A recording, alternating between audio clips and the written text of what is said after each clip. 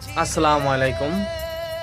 Video বানানোর কারণ হলো কি জানেন, এই যে আমি একটা দোকানটা দেখাতেছি না, দোকানটা দেখবেন। আমি একদিন দোকানটা আছে তো এমনি দেখতে লাগবো, মানুষের মাঝে মাঝে দোকানদারি করি, আমরা মালিক আর কি, আমার জানুন দিছে তো বছর দিনের ভিতরে কি জাউঙ্গা লাগতেছে, আমি একটা রুম দিয়ে চাইতেছি। আপনারা আমার বেশি বেশি দোয়া করি, যারা আমাদের বহুত বছর ধরে দোকানদারি করছি, আমি একটা বালা জায়গা পাইতাম। আর আমার একটু সাপোর্ট দিবেন, যাতে আমি আনতে পেলে যারা দিয়ে দু একটা ভিডিও দেখেন, দেখে যদি কি লাগে কন্ট্যাক্ট নম্বর দেওয়া থাকবে, আপনারা যোগাযোগ করুন। বহুত কম রেটে বস্তু পাবেন। ইনি কইলাম আর কি, অবশ্যই মাত্র গাড়ি না, যিনি ফার্সি নিয়ে কইছে, আর আমার ভিডিওটা বেশি শেয়ার করবেন। মনের মধ্যে বহুত দুঃখ আর কি, জামগা জায়গাটা থেকে জায়গাটা সাইডা জামগা বহুত বছর ধরে দোকানদারি করতেছি, কি করবো আর কি, নসিবা আছে যাওনি লাগবে একদিন।